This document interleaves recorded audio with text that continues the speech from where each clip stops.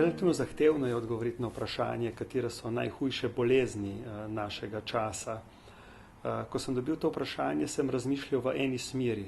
Kaj je največji izziv za modernega posameznika, da bi lahko izzive modernega časa seveda kolikor toliko uspešno reševal? Po moji oceni imamo danes neizmerno težavo zaradi tega, ker smo posameznika osamili, naredili smo ga individualista. Po svoji naravi je človek družbeno, socialno bitje. Potrebuje družbo, da ga definira, potrebuje družbo zaradi tega, da sploh ima referenčno točko, da vidi, kdo je, kaj je, da ga umesti, šele na podlagi tega lahko oblikuje svojo lastno identiteto, razvije pozitivno samopodobo, občutek lastne vrednosti in podobno. Zaradi pritiska moderne družbe, predvsem jaz, ko rečem moderna družba, s tem mislim potrošniške družbe, smo pripeljali starše oziroma družino do točke, v kateri seveda smo dosegli, da zaradi raznih strahov otroci večinoma odraščajo v okolju, ki ga nadzirajo odrasli. To pomeni družina ali vrtec ali šola, potem srednja šola in tako naprej. Zelo malo je okolij, kjer bi otroci lahko odraščali in pridobivali izkušnje izključno v okolju, kjer sami postavljajo pravila, kjer se v bistvu dogajajo stvari, kjer se učijo sami vzpostavljati, kontrolirati, nadzirati socialne odnose. Ves čas živijo v okolju, kjer jim starši določajo pravile, okvire, obnašanja. Kaj se dogodi na ta način?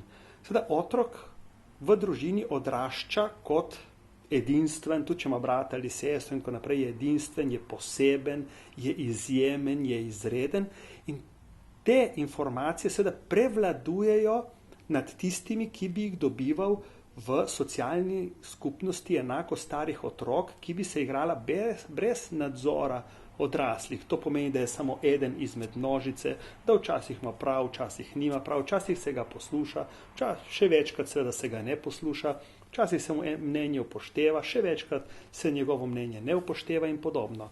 To pomeni, da moderni otroci rastejo z enim močnim občutkom, da so nekaj posebnega. Seveda za njihove starše so. V resnici, pa tudi v evolucijskem smislu, so seveda eden izmed množice otrok, ki v tistem trenutku v podobnem okolju seveda odrašča, raste se, razvija, ima svoje interese in tako naprej. Ampak seveda, tukaj se vzpostavlja ena velikanska razlika med tem, kakšno samopodobo ima otrok in seveda, kakšno je njegovo realno stanje v družbi.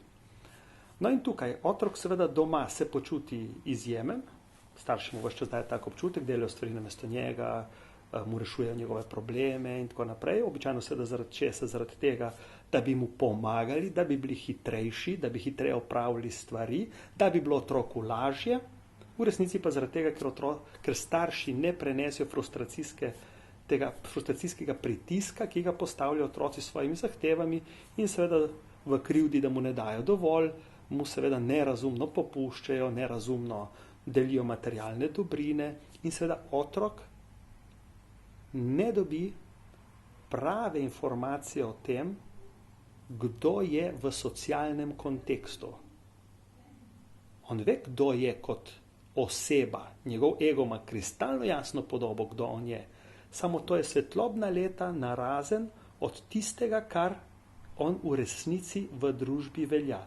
No in zaradi te velikanskega prepada, te velikanske razlike med tema dvema slikama, seveda se potem razvijajo vse mogoče motnje, ki jih ne bi zdaj niti našteval. Ampak to, da so otroci nemirni, da imajo najrazličnejše diagnoze že v otroških letih, je po mojem mnenju posledica tega popolnoma nerazumnega, pa tudi bi lahko rekel patološkega stanja in načina odraščanja otrok.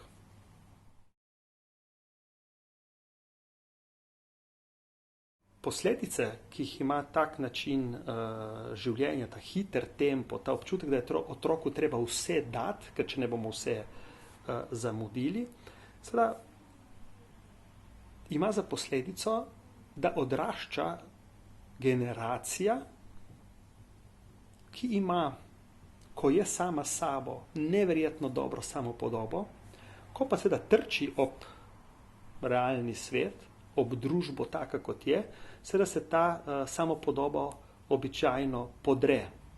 Celo pri tistih otrocih, ki so mogoče najbolj uspešni v šoli.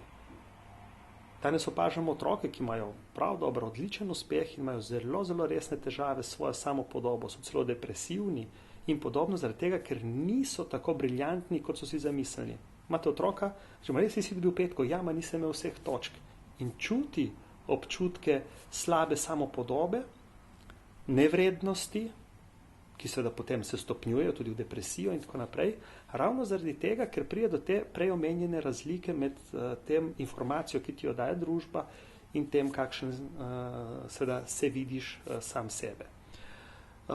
Taki otroci so izjemno zahtevni, zaradi tega, ker izhajajo iz stališča, so edinstveni. Hkrati nimajo nobene posebne empatije do drugih ljudi, ker če si edinstven, kakšne hude empatije do vseh ostalih, ki niso tako edinstveni kot ti, saj v njegovih očeh, nimaš. To pomeni, nimajo osnovnih pogojev, da bi v bistvu začeli kreirati običajno družbeno okolje, skupnost. In seveda tukaj jim zelo lepo ležejo socialni mediji, ker ni potrebno, da se trudiš za svoj status v skupini, ampak seveda ga pridobivaš z takimi ali pa drugačnimi, jaz bi bom kar rekel, triki na socialnih omrežjih, ki pa nimajo nobene zveze z resničnim socialnim življenjem v realnem življenju. To meni gre za dejansko dve različni realnosti. In ti si lahko izjemno uspešen v tem navideznem svetu, virtualni resničnosti in seveda popolnoma neuspešen v realnem življenju.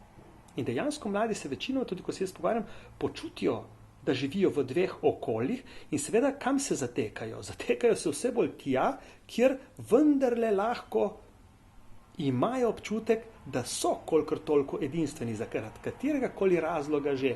In seveda zaradi tega seveda v tem virtualnem okolju vse bolj bizarne navade, vse bolj bizaren način vedenja, vse bolj izgubljeni so, ker niso v pravem stiku s sabo. In spet pri tem že prej, evo mi prije spet naprej omenjenem prepadu, seveda ne vejo, na kateri strani so in katera stran je resnična.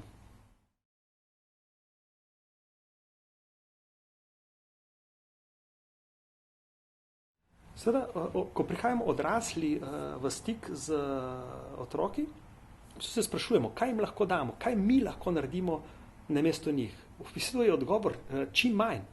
Nič ne smemo narediti namesto njih. V bistvu mi smo za njih lahko zelo, zelo dobra referenčna točka. V bistvu manj, kot jim bomo dali, tako kot klasično jim dajejo starši, bolj bomo postavljali pogoje, v katerih bojo lahko dejansko v resničnem življenju razvijali, doživljali in čutili sebe. To ne pomeni, da naša vloga ni pomembna, izjemno pomembna je, samo jo moramo igrati na pravilen način. Mogoče najlažje to naredimo s tem, da v bistvu smo tukaj bolj kot zrcalo. Mladi nimajo pravega odziva od staršev na to, kaj so. Klasičen seveda dialog med odraslim in otrokom, ne vem, mogoče malo bolj zahteven. Kaj ti misliš o šoli, reče starš, otrok seveda nič dobrega in takoj pridiga od starša, zakaj šola je v redu.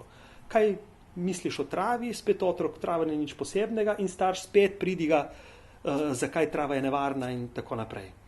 V bistvu tukaj lahko ozaveščeni odrasli, mentori, dostikrat jim jaz dam to splošno vlogo, ne, otrokom lahko pomagamo, da sami v bistvu se upajo in drznejo razmišljati bistveno bolj široko, kot je njihova seveda protestniška ali pa otroška vloga. Na kakšen način? Da seveda na koncu naših stavkov postavljamo vprašanja. Niti ne pike, niti ne klicaje. Ampak vprašanja, s pomočjo katerih seveda otroci potem dejansko res lahko razvijajo tisto pravo samorefleksijo. Kdo sem, kaj razmišljam in seveda predvsem, kaj moje razmišljanje povzroči v okolici. Torej, tisto, kar jim lahko pomagamo, je ne, da jih vodimo, ampak da jim pomagamo, da sami najdejo pravo smer. To se mi zdi evolucija tistega, kar so včasih starši počeli, da so varovali otroke pred tem, da si kaj hudega ne naredijo in da so jih vodili varno proti neki odraslosti. Mislim, da moramo biti mi bistveno spretnejši danes, da pomagamo otrokom samim najti pravo pot, da smo poleg njih, da se lahko ob katerem koli trenutku naslonijo na nas, ampak da nimajo občutka, da jih mi sami vodimo.